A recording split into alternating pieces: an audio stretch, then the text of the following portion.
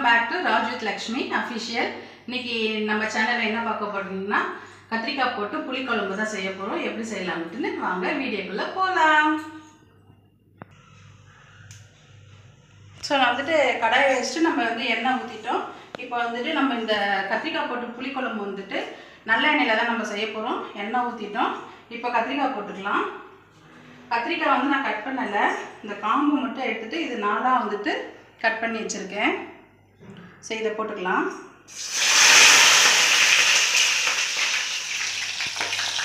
இது எண்ணெயில் நல்லா வதக்கி எடுத்துக்கலாம்.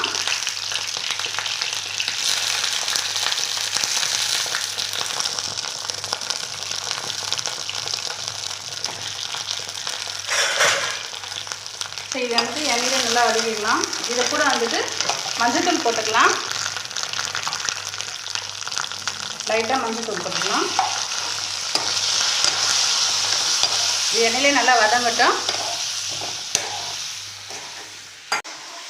இந்த மாதிரி சின்ன சின்ன கத்திரிக்காய் கிடைச்சிச்சுன்னா இதே மாதிரி நீங்களும் செஞ்சு பாருங்கள். கத்திரிக்காய் புளிக்குழம்பு நல்லா சூப்பராக இருக்கும்.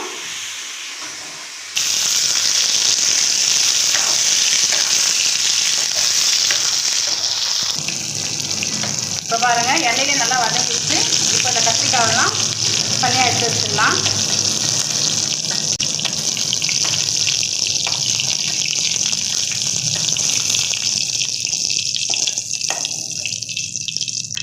மறுபடியும் இன்னும் கொஞ்சம் நம்ம எண்ணெய் ஊற்றிக்கலாம்.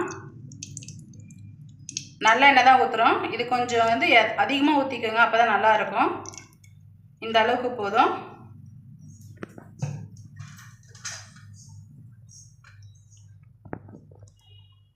கடுகு 1 ஸ்பூன், வெந்தயம் 1 ஸ்பூன், சீரகம் கொஞ்சம் போட்டுக்கலாம். இது நல்லா பொரியட்டும்.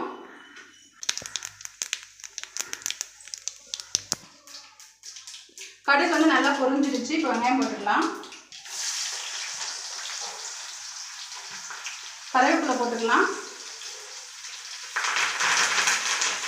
பூண்டு ஒரு 10 பல்லு இடித்து வச்சுருக்கேன், அதுவும் போட்டுக்கலாம்.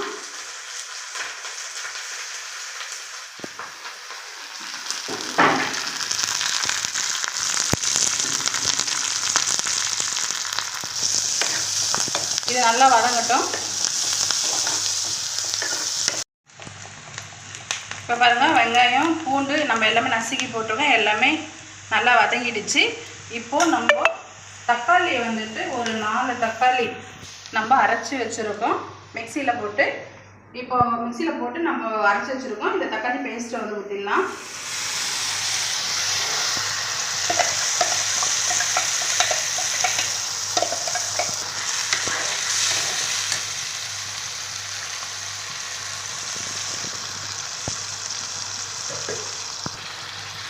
இது நல்ல பச்சை ஸ்மெல்லு போகிற அளவுக்கு நல்லா வதங்கட்டும்.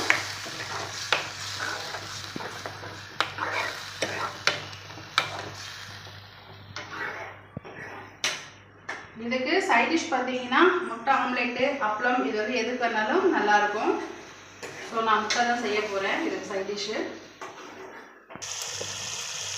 தேவையான அளவுக்கு சால்ட்டு சேர்த்துக்கலாம்.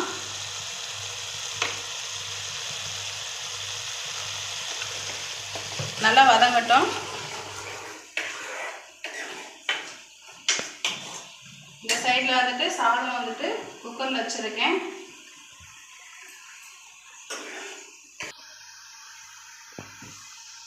இப்போ பாருங்கள், தக்காளி எல்லாமே நல்லா வதங்கி வந்துடுச்சு.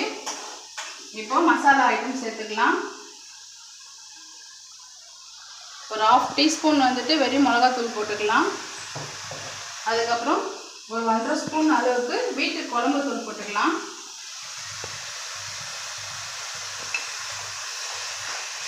இதெல்லாம் எண்ணெயிலே வதங்கட்டும்.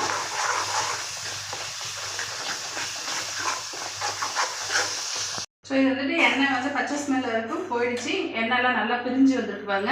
இப்போ இந்த சைஸ் இப்போ லெமன் சைஸ் அளவுக்கு புளி எடுத்துருக்கேன். இப்போ இதில் ஊற்றிக்கலாம்.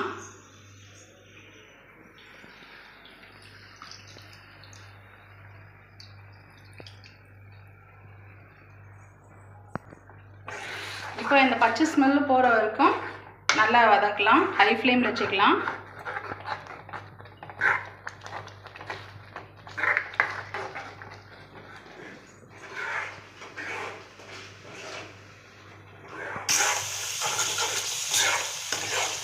இப்போ பாருங்கள், பார்த்தாலே வந்துட்டு உங்களுக்கு எந்த அளவுக்கு இருக்குது பாருங்கள். எண்ணெய் எல்லாமே வந்து சைடில் எல்லாமே வந்து பிரிஞ்சு வந்துருக்கு பாருங்கள். இப்போ இந்த ஸ்டேஜில் தேவையான அளவுக்கு நீங்கள் தண்ணி ஊற்றிக்கோங்க. தேவையான அளவுக்கு தண்ணி ஊற்றிக்கலாம்.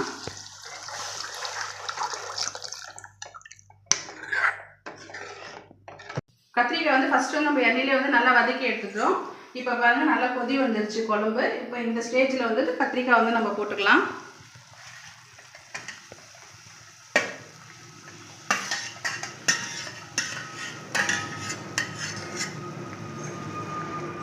இப்போ இந்த ஸ்டேஜில் போட்டால் தான் வந்து கத்திரிக்காய் வந்துட்டு அந்த புளிப்பு காரம் எல்லாமே வந்துட்டு இந்த கத்திரிக்காயில் இறங்கும். அப்போ தான் வந்து குழம்பு வந்துட்டு நல்லா டேஸ்ட்டாக இருக்கும். இது நல்லா ஒரு 10 நிமிஷம் கொதி வரட்டும்.